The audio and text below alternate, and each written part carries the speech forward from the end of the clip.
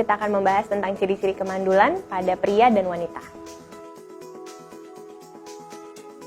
Kemandulan itu sendiri adalah proses gagalnya sel telur bertemu dengan sperma atau tidak terjadi pembuahan. Kamu jangan sedih dulu kalau misalnya biasanya baru awal menikah kemudian tidak langsung mendapatkan anak, belum tentu itu disebabkan kemandulan. Biasanya kemandulan itu apabila kamu sudah melakukan hubungan seksual secara berturut-turut selama kurang lebih 12 bulan, kemudian kamu mengalami kegagalan untuk pembuahan. Itu baru disebut kemandulan.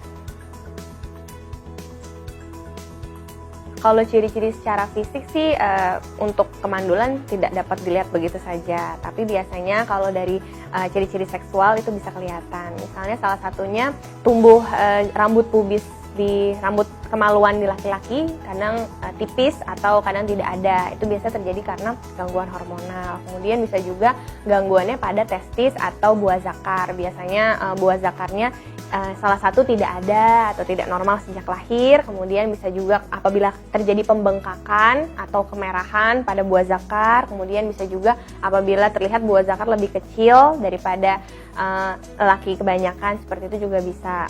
Kemudian selanjutnya biasanya pasien-pasien yang mengalami obesitas atau kegendutan. Kemudian selanjutnya biasa pria perokok, kemudian pria dengan hidup yang kurang teratur, misalnya tidak berolahraga secara rutin. Kemudian ada beberapa penyakit penyerta, misalnya memiliki keluarga yang ada riwayat kemandulan juga. Ada juga penyakit pada sperma, dan juga biasanya yang paling sering itu adanya trauma atau kecelakaan yang terjadi pada daerah kemaluan biasanya. Biasanya yang paling sering sih gangguan pada testis. Itu tadi yang saya bilangnya bisa terjadi karena ada infeksi testis misalnya, kemudian terpelintirnya testis, itu juga bisa menyebabkan kemandulan karena testis itu adalah tempat membentuknya sperma. Jadi apabila proses pembentukannya saja sudah tidak baik, biasanya tidak akan dapat mengeluarkan atau yang kita sebut dengan ejakulasi secara tepat dan tidak dapat menyebabkan sperma itu menjadi kualitasnya baik.